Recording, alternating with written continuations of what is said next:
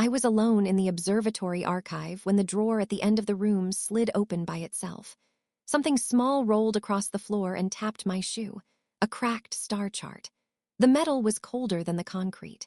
A strip of paper was tied around it with yellow thread, and on the paper someone had typed one sentence in perfect block letters. "Do not correct the timeline by hand." I checked the drawer twice. Its rusted lock was still snapped shut. The cabinet had not been opened in years, yet the object carried no dust at all. When I set it on the table, the air in the archive changed. The fluorescent hum thinned out. Even the old radiator stopped knocking.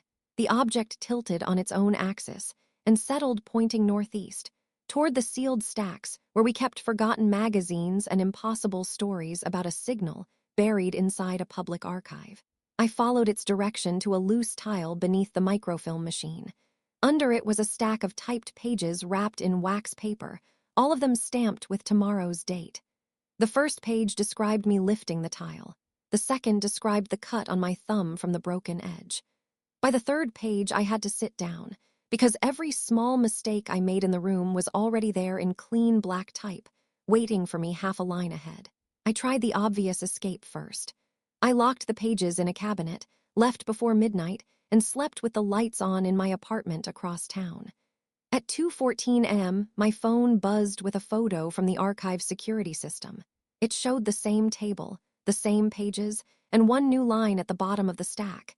He thinks distance counts as refusal. The next night, the object was waiting for me in the middle of the room, standing upright on one edge as if it had walked there. A new page had appeared. It did not threaten me. It congratulated me for returning. It said civilizations usually break at this point, not because the machine is cruel, but because human beings keep demanding proof until proof becomes a weapon. I wrote one question in the margin with a felt-tip pen. Who built you? By the time I blinked, letters were rising through the paper fibers like oil through water. The answer formed slowly enough to make me watch every word arrive. Everyone who survives the first correction contributes a sentence. That was the moment I understood the real danger, because every discovery made the present feel less original. I called Professor Vale, the only person I knew who still treated old pulp science fiction like field notes instead of entertainment. She listened without interrupting.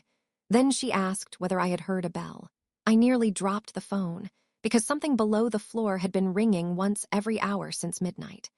Vale told me the oldest loop stories all hid the same fear inside different machines. The fear that invention is not a ladder at all, but a circle that teaches itself to close. When I returned after dawn, the archive was brighter than noon and quiet as vacuum. Every shelf label had changed into a date. Some were centuries ahead. One was my birthday. Inside that cabinet, I found a folder of rejection letters addressed to me for stories I had never written, all of them variations of the same warning. The last letter was unsigned. It praised the ending, but complained that the protagonist always waited too long to tell anyone. I stopped trying to keep it private. I set up my phone, recorded the room, read the pages aloud, and uploaded the video to an account nobody followed. The upload failed 3 times. On the 4th try, it posted instantly, but the title had changed. I had written Archive Anomaly.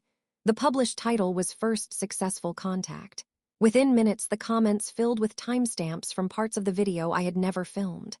One said, "Pause at 2:17 and look behind you." I scrubbed to that frame. In the reflection of the black monitor, the archive was crowded with people standing shoulder to shoulder behind me, all of them watching the table. I turned around and found the room empty. Before sunrise, I scanned the pages, burned the originals, and left the object on the last train leaving the city.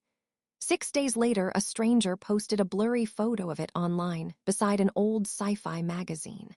The first comment came from an account with my name. It said, "Do not correct the timeline by hand." I should have stopped there, but the account with my name began posting before I did. It uploaded scans of letters I had not opened yet, audio clips of Professor Vale answering questions I had not asked, and one photograph of the observatory taken from the far end of the hall. I was visible in the frame, still standing in front of the table, still deciding whether to touch the pages. That was when I understood the archive was not preserving the future. It was rehearsing us for it. Every warning, every object, Every impossible page was less like a prophecy and more like a script passed backward through enough hands that nobody remembered who wrote the first draft. When I finally locked the building and stepped into daylight, I had the same feeling I get at the end of great old sci-fi stories. Not that the mystery is over, but that it has moved somewhere public. Did you like the background gameplay? Link in the description.